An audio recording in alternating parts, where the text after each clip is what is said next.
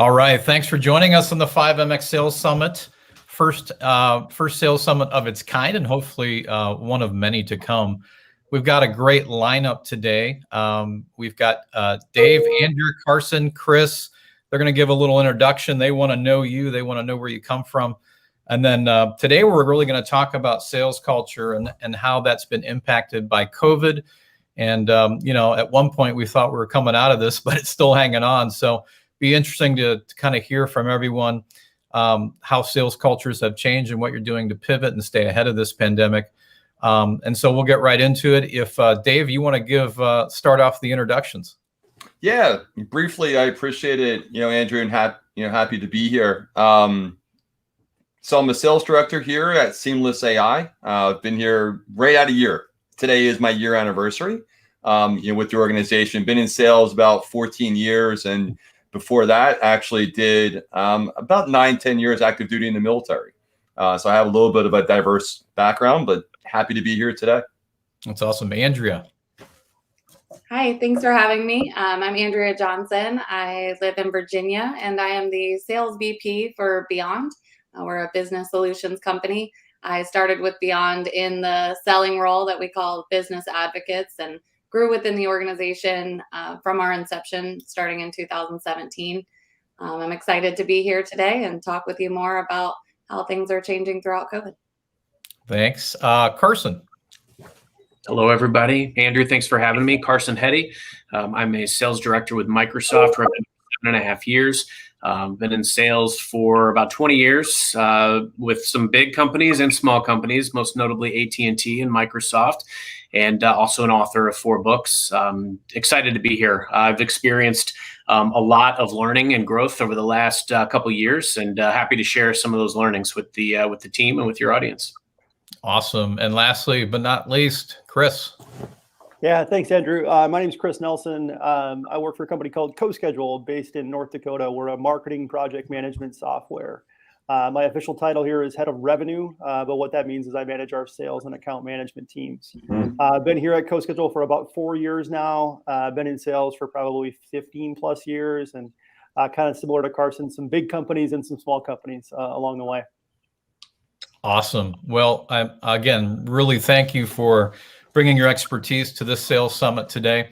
And, again, the topic is sales culture. We hear a lot about culture, but we don't necessarily hear a lot about sales culture. Obviously, there are good ones, bad ones, unhealthy ones, and healthy ones. So, there's a certain vibe and rhythm to a sales culture.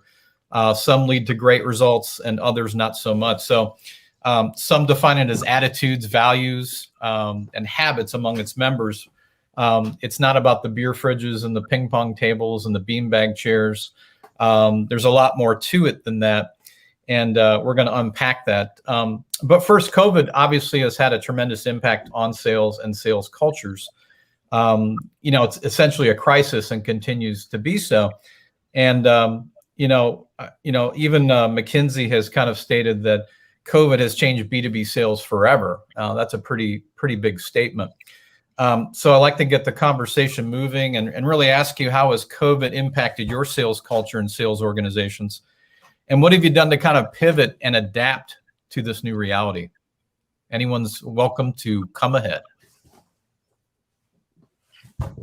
So I think a lot of what we did was looking for ways to position products that were really helping the struggling businesses during COVID.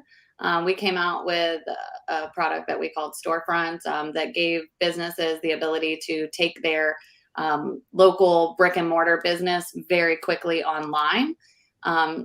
So while it changed the way that we were attacking business, we also tried to look at it from how do we change what we're putting in front of these businesses to be something that they really need during this time. So I think that was a big pivot for us. Also, we came from an outside sales force. So I think figuring out, from people who are walking into businesses now, how are they, moving to an online space to be able to look for new business was definitely an interesting pivot for us after years of saying like calling and emailing isn't really the way that we do things. We do them face to face, getting into the routine of moving online and doing virtual meetings. That's really interesting, Andrew. I mean, how did you pivot more specifically? What was kind of the biggest thing that you saw that was a big change in the organization?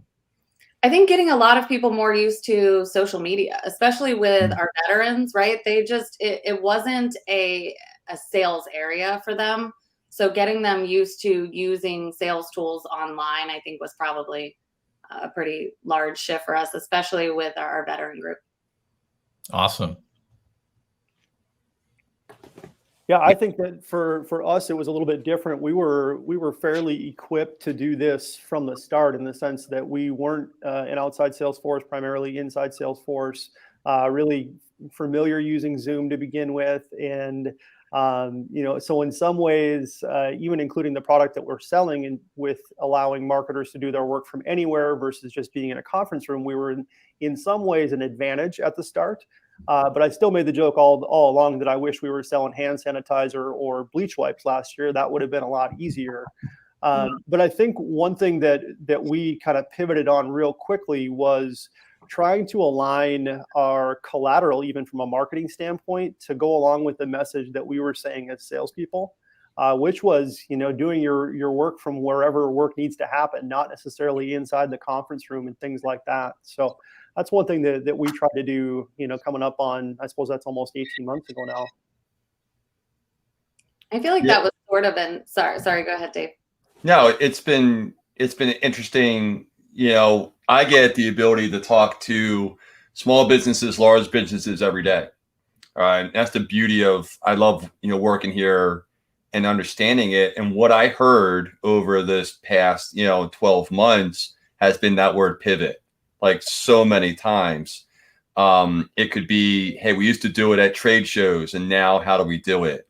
We used to be outside, but now people don't want us in our facility, anymore. Even if my company could travel, the clients don't want us there. It's been an interesting dynamic as I talk to people, how much of business travel was going to come back. Are we comfortable? I accepted a job. I was in recruiting for a number of years, business to business, right? B2B. And the idea of accepting a job without meeting anybody face to face was like crazy. But I did it, and now everybody's doing it, and now you go forward, right? So I think everybody has said the word pivot in these 12 months, and the question is, how soon did you do it, and did you do it effectively, right? I think from that standpoint, that's what I'm hearing as I just talk to people every day.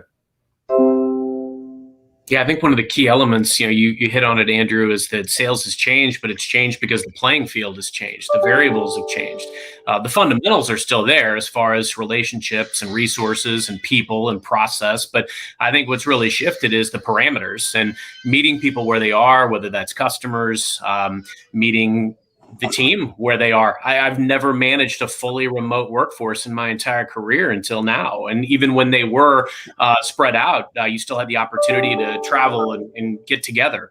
And I think in the early days, and even today, it's still that ability to be comfortable in ambiguous or uncomfortable situations, that mutual understanding, making sure that we meet people where they are, we understand what they're comfortable with. I think that's the key element. If anything, it's enhanced the human component by necessity, which in my mind enhances everything about the sale, because sales is a very relationship-oriented arena. And I think that's why it's so critical that we focus on that during this time. There's always going to be ebbs and flows. There's always going to be changes to sales, but mostly, again, to the playing field. And our playing field has changed dramatically. Yeah, I know some of you have been remote for some time, but Carson, you bring up a good point. I mean, that's not something you typically have done in the past. How do you effectively do that? And what kinds of things did you do to really to manage that remote team effectively? Yeah, it's a great question. I think some key elements are, first off, as a leader, acknowledging that people have earned the right to be in the role that they're in. I've never been one to try to prescribe how something should be done, but more or less understand where they're coming from. Where do I believe they need help? What legitimate barriers to success exist? And then establishing the foundation with trust and transparency. These things can be done on a remote or a Zoom or a Teams call. So I think it's critical that where a lot lot of leaders may have misstepped during this time is that when you lose that sense of control, not lose control, but when you lose that sense of control, you cannot react or respond accordingly. You can't start, overreaching out to your team. You need to be available, and it's just this. It's the same with customers. It's everything in the food chain and the ecosystem that we operate in. You've got to make sure that people that you're working with, that you're touching, know that you're there, that you're available, that you're very transparent with process, that you're communicative. I try to show my entire team behind the curtain as much as possible so that they understand the processes, the things that impact their role. I make sure that they have the tools and resources for success. So I think you just shift your lens a little bit, Andrew. It's rather than sitting across the table from someone, you're sitting on a conference call with them, you're talking through it. Ideally, you're sharing video, making it a little bit more personal. Start with some personal elements. You still want to build a relationship and know each other, but you're doing it, again, under different parameters. So you just shift your lens and you do it differently, but the same fundamentals of communication and transparency apply. Absolutely. Who else wants to chime in on that? Such great points. I think those are awesome points. And, I felt like there was part of it that I really considered a blessing when we were going through this, that we came from a remote team, right? So there were so many sales teams that were, even the teachers talking about trying to learn how to use Zoom. And like you guys had said, a lot of people on our teams were so used to being in a virtual environment, having a home office, knowing that they were working from home, that I felt like this was a huge advantage to us, that we at least had that portion of it in place. But I think there were still major shifts that took a minute to see, right? Because even though they were used to working from home, the dynamic had still changed, right? They still weren't, like you mentioned, Carson, like those in-between things where we would get together, we would have a company event. Now we were missing those, which were our opportunities to connect.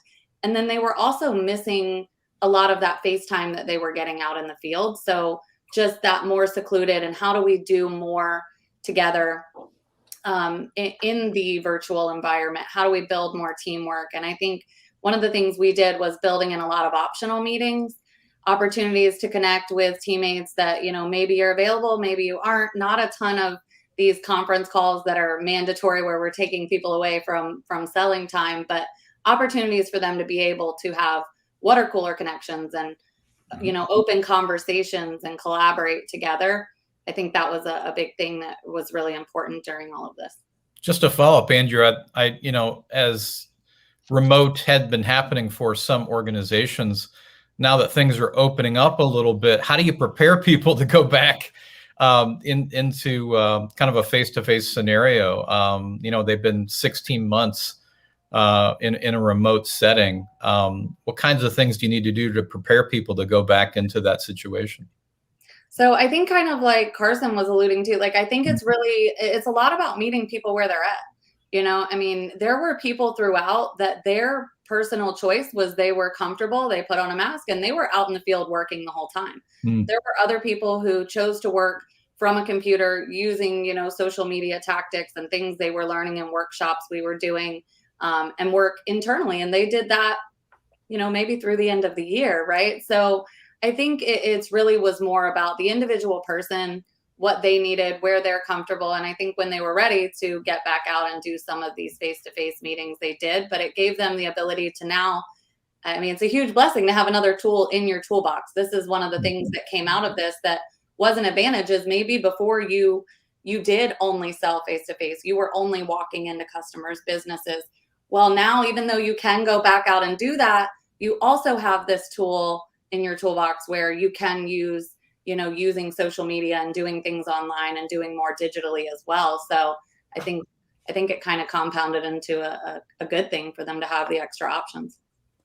Yeah. One thing we did, Andrew, was very simple, but it's turned out to be like a huge thing for us, and we all love it, is we just have an open Zoom room for everybody to kind of go in. And there's no like mandatory, like you have to be there for X time or whatever it is. But in between meetings, you have 10 minutes, you pop in, you say hi, I'll I can go in there and like do emails to, certain people that I need to, and people that can ask me questions like on the team. So sales related questions, great. It could be, hey, who's playing the game tomorrow night? Great. It's all kind of welcome, but you just have human interaction. You share a few laughs, you have some of that, I guess, bonding, but you also have that just natural flow of discussions that you normally have in an office. And it's fun, and it's been so simple for us. It came out of like an end of month and we said, hey, that was fun. Let's keep doing it.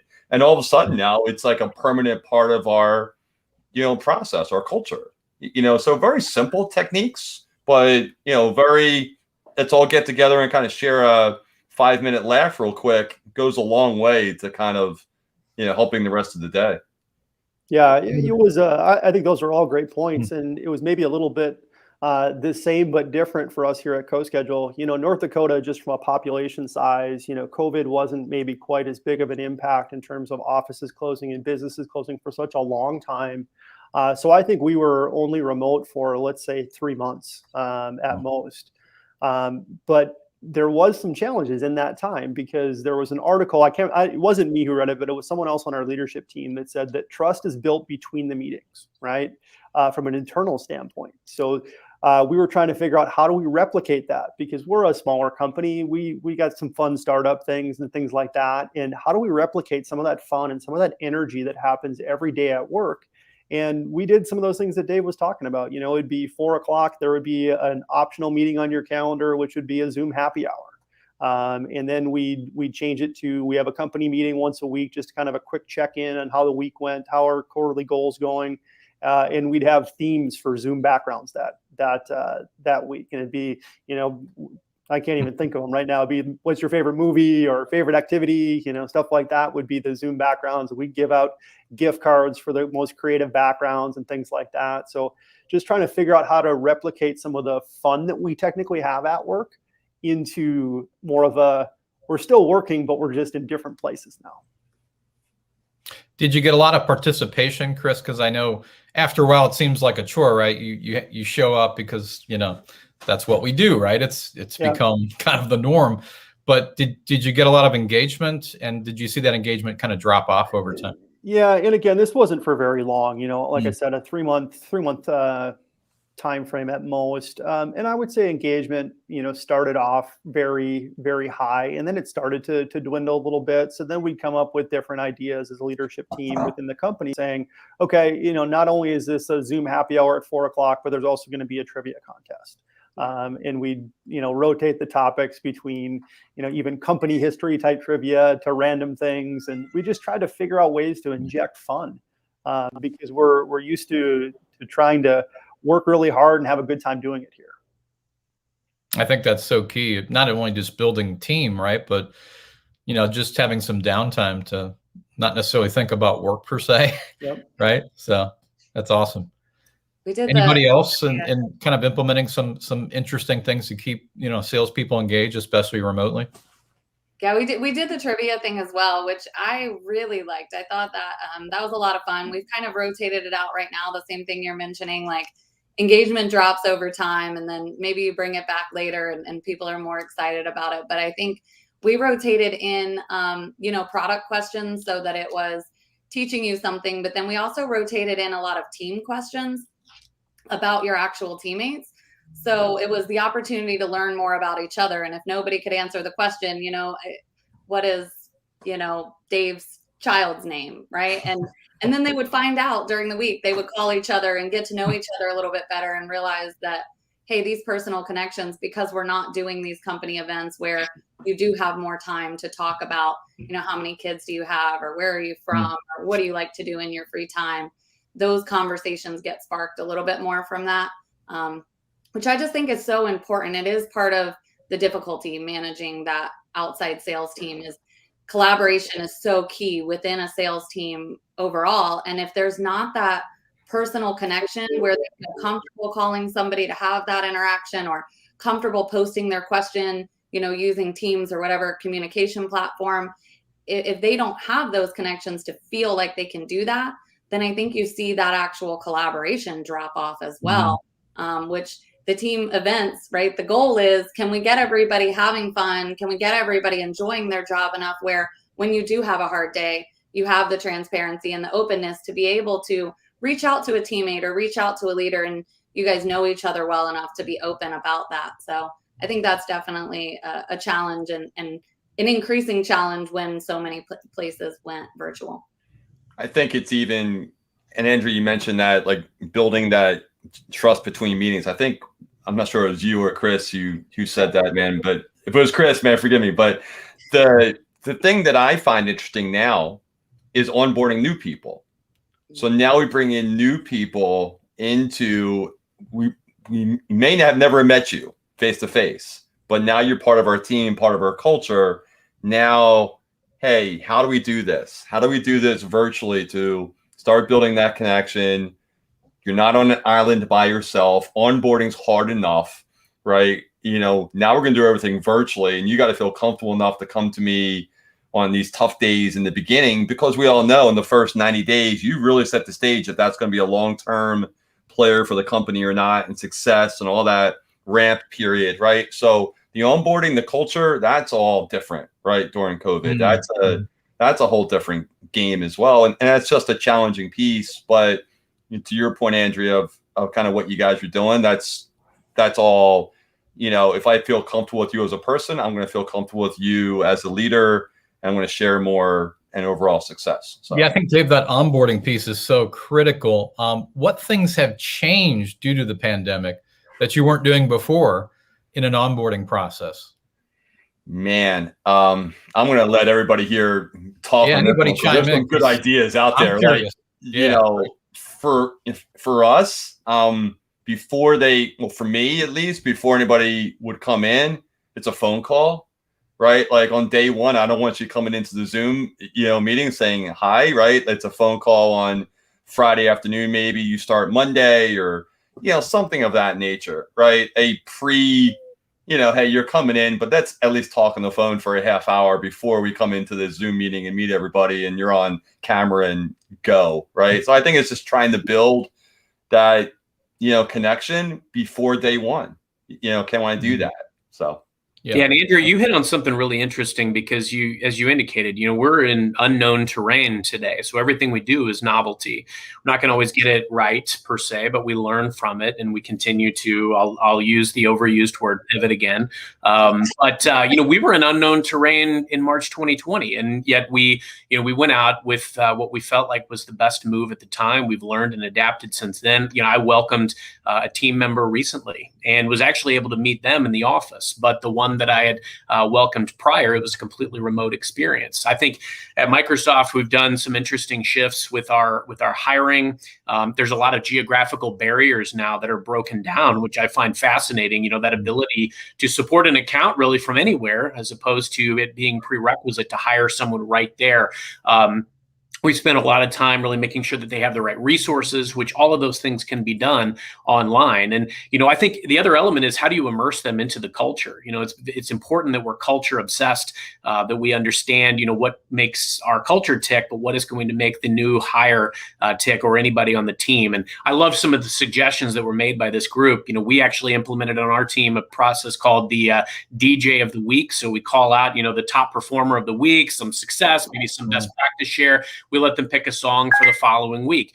We also use a lot of polls, things that can be put in the chat that people can vote on, and you can stay at the pulse of what matters. And that's how we react. That's how we can shift. Because I agree. I think we all at one point probably had way too many virtual happy hours. I know I did, especially during the middle of the week. Virtual happy hours are tough on a Wednesday. But the other element too is, as we continue to make these changes, there's things that we need, like human connection, but there's things that we miss, like our commute. How do we build those types of intentional times in our day where we can relax, where we can take our foot off the gas pedal, and reflect and understand where we learn. So I think making sure that these are part of any employee's experience, including our new hires. Our culture has obviously changed. I think that's true of everyone over the last couple of years. And lastly, I loved what Andrea said about optional meetings. I often find it important to make sure that people don't feel compelled like they have to attend all of these different things that may pull them out of where they feel their process is or should be. If you make it optional, it takes a lot of that stress and anxiety off of the person and then makes them more clear, more focused on the task ahead. You make some really, really great points there, Carson. And I think, we're scaling really quickly. So we have a new hires consistently, right? We run 3 new hire classes most months. And one of the things that we're shifting to do is making sure that we're having people from other departments, all the other departments that they will work with. Somebody, maybe even a rotating person from those departments coming in and getting to know these new hires in the meeting. I think that that's huge, them being able to see some different faces. It's not just a sales trainer teaching them the processes, but also when they're on the subject of those processes, when you get into client support or underwriting or the other departments that they're going to have to work with on a frequent basis, it's kind of like the tour of the office, right?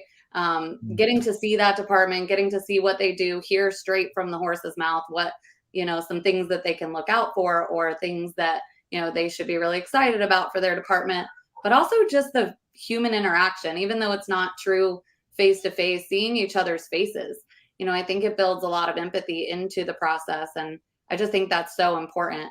The other thing that you had mentioned is just those kind of open meetings that you're having. I think that sometimes you see the engagement go down when there's not any subject, right? So we have a rotation of a leader joining those kind of open morning meetings that are optional. And they're coming with some sort of subject, some topic, where if it's just quiet and people show up and there's no content, right? And everybody's quiet, there's something to drive sparking up that conversation, which I think really helps keep those moving along and helps them be valuable. Because like you said, you can only go to so many happy hour meetings where everybody's like, hey, glad you're here. How are you? They want some sort of meat in that to keep it interesting and make sure that they're continuing to build on that. So really having an agenda for each call, some subject matter keeps things on track. Yeah. Yeah. Awesome. Carson mentioned sales culture. I wonder, you have a culture regardless of whether you're intentional or not, but I wonder how sales cultures are different than company cultures or how congruent they are. How do you really take the kind of the high level company values, mission, so forth, and really, incorporate it within your sales culture? I don't know if anyone wants to speak to that subject. It's kind of a heady subject, but I'm always curious about that because sometimes sales cultures take on a life of their own, and some, they're not always consistent with company culture overall. Yeah, I love that question, Andrew. The mission of Microsoft is to empower everyone on the planet to achieve more. And I think what we try to breathe into our sales culture is how do we impact best everyone that we touch? How do we invest in those relationships? How do we deliver wins to the organizations that we work with, to the people that we come into contact with? I actually had the serendipitous good fortune of joining Microsoft a week after Satya Nadella became CEO 7.5 years ago. And so to watch that transformation where it stopped being Microsoft being the best solution, but how can Microsoft integrate with the current investment? And so that has been very much at the heart of our culture. And I think too, from a sales culture perspective, it goes right back to what we've been talking about this entire time. How do we promote and foster an environment of collaboration? How do we, even just sharing best practices? I love the fact that you can do so many things remotely.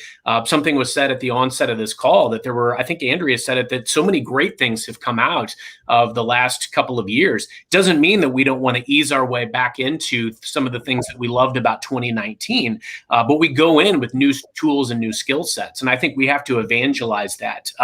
We've got to be advocates for for our brand, but we also have to evangelize some of the great resources that we can bring to bear. My favorite thing that's come out of the pandemic is frankly the fact that, I can speed up the time between meetings. I can be on a conversation with an executive and I can pull in another resource to the call with a click of a mouse, and to be able to bring somebody in rather than having to reschedule and meet with them in 2 weeks. You could never have done that in 2019. So how do we share these best practices? How do we evangelize some of these great things that have come out? How do we understand what culture means to the people that we work for, with, and that work for us? Those are the types of things that I think matter most. I think it's fair to say too, and we've all been in different environments. I had my first boss like way back when. He stressed, he goes, you're going to learn something on every situation you're in, either how to do it or maybe how not to do it, right? And what I have found and why I love working here at Seamless is that our sales culture is the same as our company culture. Like, we are aligned. And that's one thing that I love. And, I haven't always seen that. But, when we say, hey, whatever it takes, I know my customer service team, my dev team, my product team, the sales team, our BDRs, like you name it, we're all kind of aligned on that, right? And there's a few other things that go into it. But I know I have alignment. And as a sales professional, that gives me such peace, right? Because now I know the entire company, if I have a client or, we're looking at a product and launch or whatever it is, I just have alignment. And I think that alignment just brings peace. And, I know it can stray, in other organizations, but I think it's the closer you get those two aligned in terms of company and sales. Yeah. I mean, it's a multiplier, right? It just helps everything, from the ground up. So I think that really, yeah, Dave, that's a great point. I mean, it almost explains why are we doing this, right? We're supporting somehow a bigger picture from a company standpoint. It's not just about sales, right? So, that's so important. I don't know if anyone else wants to chime in on that particular topic. Yeah, I do. One thing we say here at Coschedule, and it's painted on a wall even, it's do what you love and love what you do. And that's something that we try to see throughout the company, whether you're an engineer or you're a marketer, salespeople. And it's something that I really try to talk about, not only in the interview process, but also throughout onboarding, right? Like, I mean, we've all known salespeople who've been in it for the wrong reasons, and that doesn't last. So, when you find people that truly do love what they do, that ends up kind of taking care of itself in some ways. I think these are all really great points. At Beyond, we have employee promises. So we have 10 promises that we make to all of our employees, which I think are incredible. They really separate us and make sure that we all know, how we're treating employees. And then we have 10 promises that we make to our customers. So I think our promises across the organization really help a lot with alignment. I think whoever said, you get a culture, whether you intentionally build a culture or not, that's so true. It's like, yes, it's organic. And I think kind of like pivot culture has become such a buzzword recently. And it's something that I think, even if you're not intentional, if you're doing the right things, if you're, putting these things out in front of your team, it's a trickle down effect, right? And I think it's also important that I think that different sales teams have their own flavor, I guess is a good way to call it, right? Like, I think it's awesome that we have our ability to take ownership of our sales teams, and that the way we want to run things, whether that's regionally or also my division directors on my team, they all have different ways that they do things. And I don't think there's anything wrong with that, right? I think sometimes there's so much structure within a sales culture that every leader does this on this routine. These are the calls you hold at this time. I think it's one of our differentiators, is that they really have the ability to grow that organically and, lead the way that they see fit, but also aligning it to our promises and making sure that we are trickling down the same mission to provide for the right solutions for our people. And we have a mission with the Give Back Foundation, which I think really ties us tightly to what we're building here and gives us a greater purpose, which, like you said, love what you do. I think it's important that there's some mission, there's some driver, there's a why behind what we're doing. It's awesome. Yeah, I mean, one of the things that I thought of as you guys were talking is, cultures again, in terms of, unhealthy and toxic cultures. I think one of the things I've witnessed is, part of that is, not promoting an environment where you can actually fail. And I'm curious as to, from your perspective, each speaker is, when people fail, and I don't like to call it failing, I mean, it's just another learning opportunity, but how is that treated within your organization? How do you coach to that? How do you view someone that, let's say, they lost a deal, or they're not hitting their numbers? I mean, again, it's all part of learning. Yeah, I mean, one thing we think about here at Coschedule is that really the only mistake you can make is a slow one, right? You got to make your mistakes fast. You got to fail fast and iterate and move on, and whatever buzzwords I can come up with from there. So I've firmly believed in my career in sales that the second best word you can hear is no, right? Like the maybes are the ones that kill salespeople, that kill pipelines, that kill sales teams, right? So if someone says, "Hey, I lost the ABC Corp deal, and here's what happened, here's what I learned from it," I mean, they get pat on the back on the way out of my office, right? That's good. But because that to me is 10 times, 100 times better than, "Oh, I'm still waiting on ABC Corp. I really think it's going to happen." So, I mean, failing is okay, right? I mean, to a point, I guess is what I should clarify with. But, as long as you learn something from it and you gain the experience that helps you be equipped for the next deal, it was a positive. If you spend a career in sales, you're going to fail. It's that simple, unless you take zero risks, and then you're obviously going to have no reward. Now, you highlighted, Andrew, a lost deal as an example. I think it's key that you have a deal post-mortem, that you come together and ask yourself one key question: how has this loss helped me see around corners in the future? Because I was actually on a podcast last week, and that was one of the topics was specifically around, some of the key questions that we ask ourselves in deals when they get stuck. We've all had situations where maybe we were too passive and maybe we were too aggressive. We've all had situations where, we got close to the finish line, or we thought, and then there was some gotcha or aha moment. But you better believe that gotcha or aha moment didn't get you again. So look, if you're going to have a rewarding career in sales, you're going to have situations that you learn from. That's why I think it's key to tie it back to the learning in the loss. I've had my best learnings from losses, and I try to embrace that as a leader too. I want to make sure that my team doesn't get down on themselves or too hard on themselves because the situation went awry. Same thing with my kids, though I probably do a better job sometimes of managing it with my team because it's, totally different scenario. But the gist of it is, coming to them from a position of understanding and empathy, helping them see where, maybe we could have done things differently, making sure that they get that and embrace that, and then that they assimilate that into their process going forward. And that's how we all grow.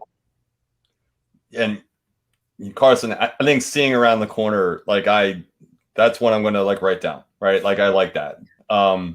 What we do here is, especially I do it in the mornings. We have our, meetings in the morning, but we get together early with my team and we just watch the meetings, right? And we just dissect it, right? And the best ones are the ones that just go awry.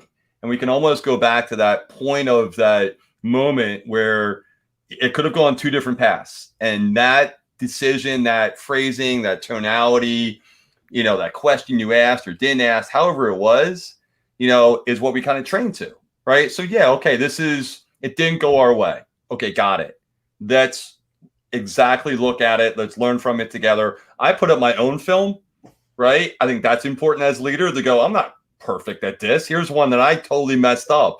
And then they see me, A, being vulnerable of what I can do, and then B, they have great ideas. They have great insight on what I can do better, right? So I'm learning every day from them, and stuff that I think comes out great as I watch it back doesn't sound so good, right? So I go, oh wait, I need to fix that myself, So, as long as you learn from it and you work hard to improve it, I've yet to find many people who do those two things and consistently fail. Just usually you make your own success at that point. I love the fact that you said, watch the game film. I mean, it's like, you're not, I mean, just do, right? I mean, I think people read and look for that latest tactic or magic bullet, and they rarely really truly implement what they're learning. So I think sometimes just doing and failing is a more of an accelerator when it comes to actually succeeding down the road. So yeah, it's such a great point. Absolutely. I think they all made excellent points. The only thing that I would add there, I mean, on top of everything that was already said, is I think coaching the mindset really is what is so important in the failure, right? They're going to come out of that on one of two paths. So are they coming out of it, like you guys all said, constantly looking for, how do I grow from this? Or are they walking away from this really beat down? And I think the damage of them being really beat down is so much more impactful than the loss of this sale or this one failure, right? I mean, that can really impact somebody for weeks or sometimes months, right? So if we're not digging in and uncovering, their feelings on this and what they're going through, or how this impacted, their month or their life or income, right?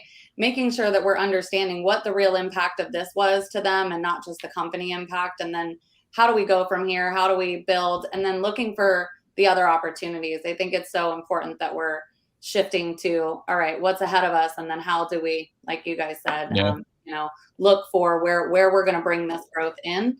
I think COVID, right? I mean, the subject we're talking about, the hardest times that you go through in sales, the heaviest losses. I mean, we probably all can remember one, from being in the sales role. Like there's something that was a major loss for you. And that's probably where we learn the most. The same thing through COVID, like this major shift, we probably learned more. Somebody started with that too, that they probably, I think it was Carson said, learned more in the past year, than in a long time, because those big incidents, they create so much room for growth if we can help people find them. You mentioned mindset, Andrew. It's something I talk about quite a bit. Inevitably, someone is going to be crushed by a big sales loss, right?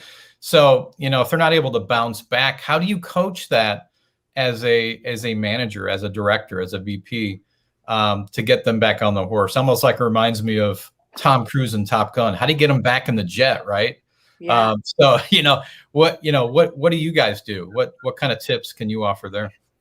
Chris, sorry, go ahead. I was going to say briefly, Chris hit on a really important one. It's about loving what you do. Sometimes you got to get back to the love of the game.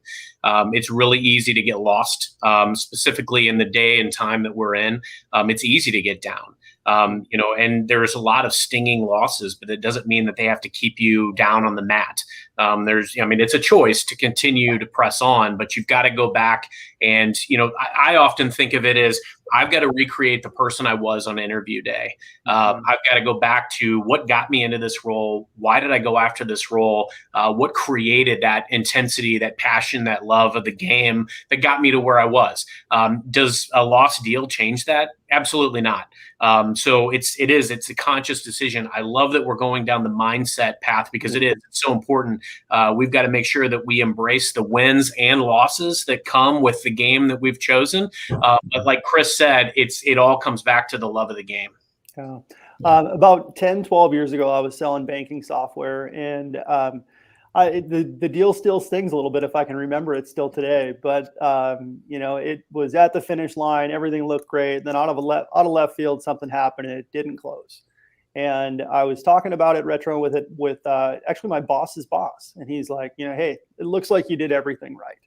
And what did you learn from it? And I was like, well, I probably could have done this, probably could have done that. And he goes, if you're going to be in this game for a long time, you got to remember something.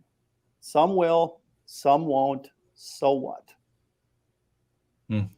And that's something that I've remembered for this, dozen years or so. So when a salesperson comes to me and it's like, hey, we lost this deal and here's why. I mean, and their, shoulders are shrugged and they're, looking down. It's like, you got to remember that at the end of the day, that, you can do everything right and still lose a deal, and it can happen. Yeah. Go ahead, Andrew, please. I think it's so important to know the individual person, right? I mean, there's some people who are going to be like, what they need to do to feel better is to like get back out there and get in front of somebody and set some meetings, and that's going to change their mindset quick, right? There's other people who, depending on how heavy it is, right? I mean, there's some people who kind of need a day.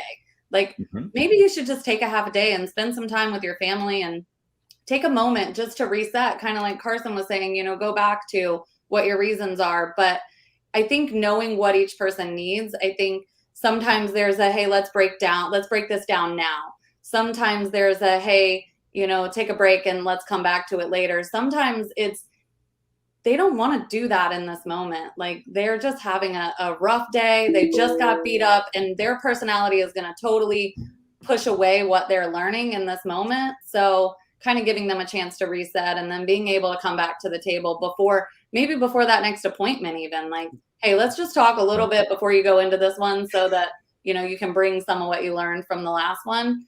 But meeting each person where they're at and maybe what their mindset, their mentality, the way that they operate, what do they need to move forward?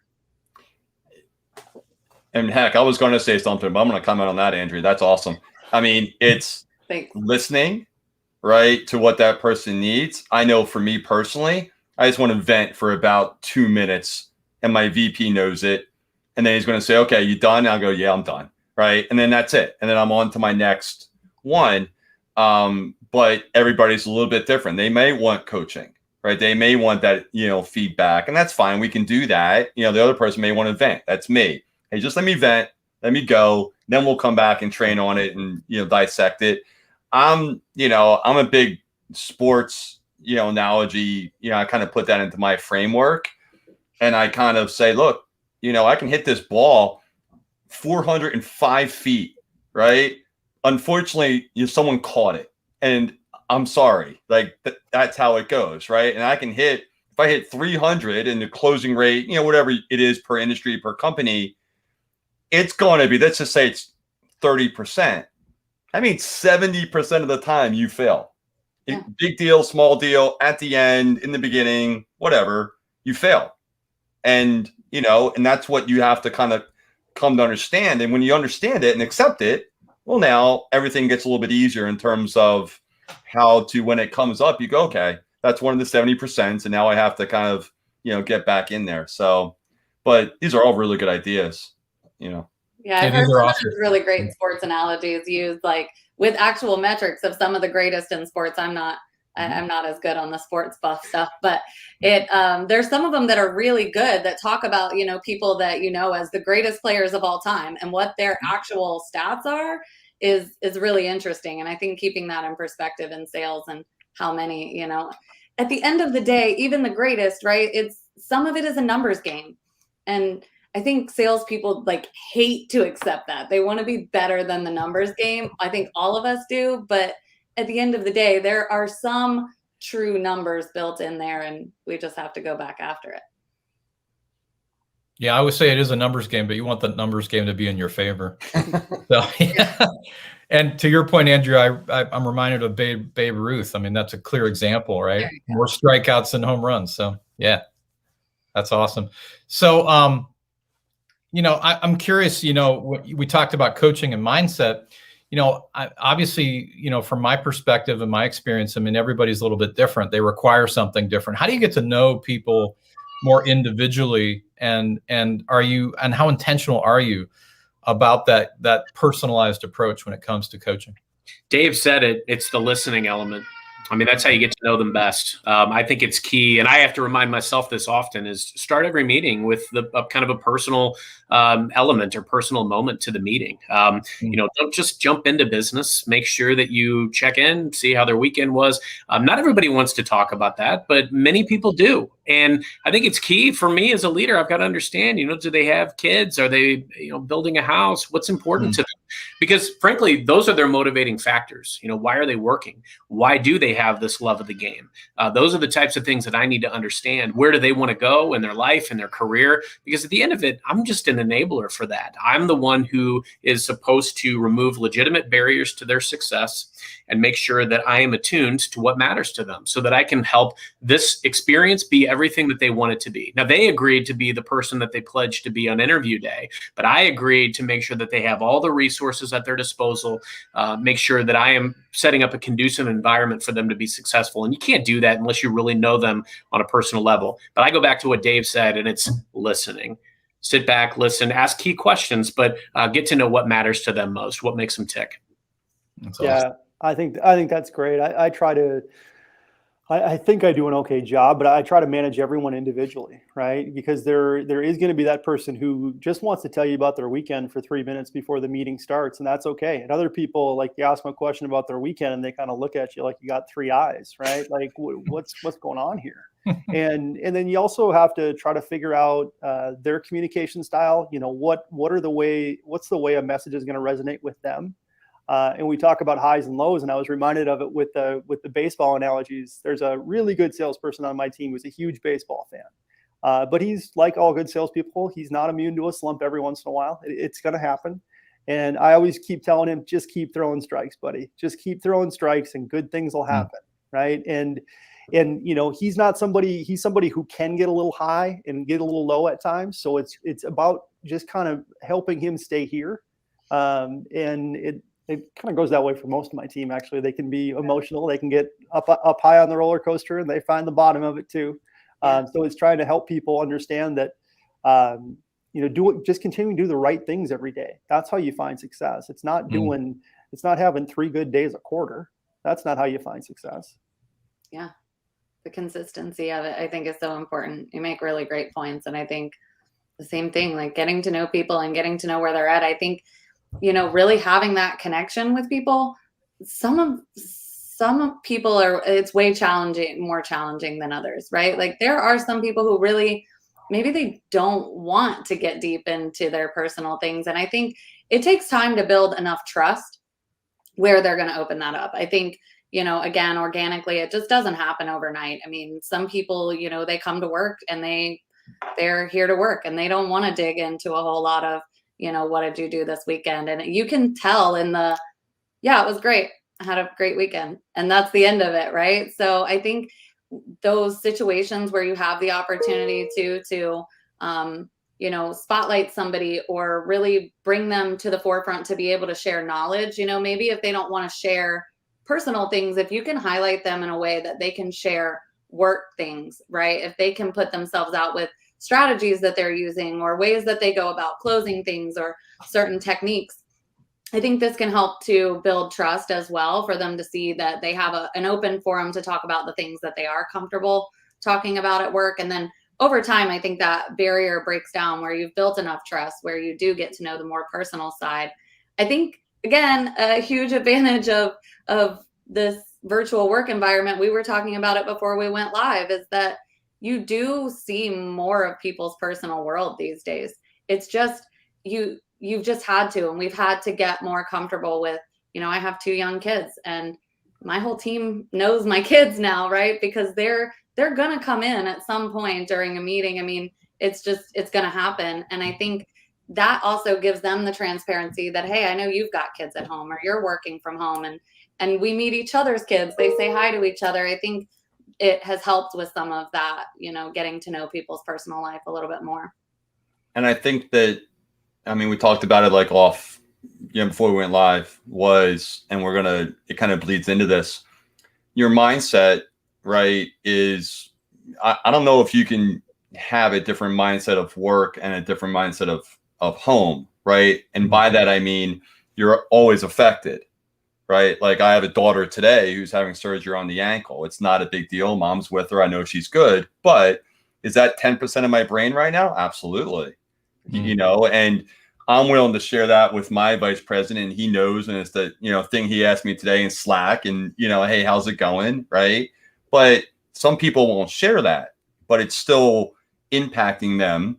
Right. And now how do we work with that? Because we're in this environment, harder to get those connections, like we're saying. But, you know, the mindset piece is, it's not just work, right? It's a blend of your entire life. And then you bring that to work with you, you know, as well, and vice versa. You know, I've talked a lot, or posted a little bit about, hey, I'm off of work. I've had a bad day at work. Now I need to shut that down because I'm going into dad mode, right? And and those two don't care that I had a bad day at work. They, now I'm into, let's go into a good frame. So it all kind of blends together, but it's all the things we're dealing with in this environment. Well, we've got a few minutes before we end here. I've got a couple questions I want to throw out from the audience. The first of which is, what's the biggest thing that surprised you over the last 16 months as a sales leader? That'll make you think, right? I'll jump in. I think it's honestly been the responsiveness of teams. People have thrived and flourished in this environment, even though it has been so ambiguous and challenging. That's been the biggest surprise for me. I know how challenging it's been for me to shift and adapt and pivot and learn this new way of doing things. But just the fact that I've seen so many wonderful stories of people, how they've leveraged and evangelized their superpowers, that's what surprised me in a great way. Yeah, to piggyback on that, the word that came to my mind right away is how scrappy we became. Yeah. Just, using every resource possible to continue to meet numbers versus relying on old tactics. So it just felt like scrappiness was the word that came to mind. Love that.